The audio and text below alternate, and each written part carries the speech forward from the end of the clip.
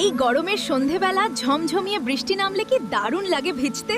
এবার একটু গরম গরম কিছু খেতে ইচ্ছা করছে, দেখি কি বানানো যায়। রান্নাঘরে এসে দেখি একটু চিকেন কিমা রয়েছে, তাই এই কিমার মধ্যে পেঁয়াজ, কাঁচা লঙ্কা, ধনেপাতা কুচি আর কিছু গুঁড়ো মশলা মিশিয়ে নিচ্ছি। মাংসের মিশ্রণটা হাতে করে নিয়ে একটু শেপ দিয়ে নিচ্ছি। প্রথমে ডিমের মধ্যে চুবিয়ে নিচ্ছি, তারপর ব্রেড ক্রাম্বস দিয়ে কোট করে নেব। তেল গরম হয়ে গেছে, এবার কাটলেটগুলোকে দিয়ে একটা একটা করে ভেজে তুলে নেব। ডিমের গোলাটা ঠিক এইভাবে হাতে করে তেলের মধ্যে দিয়ে এর উপরে কাটলেটটা দিয়ে ঠিক সুন্দর করে চিকেন কবিরাজি কাটলেট ভেজে নেব। কবিরাজি তৈরি হয়ে গেল। এবার গরম গরম চা দিয়ে কবিরাজিটা একদম জমে যাবে।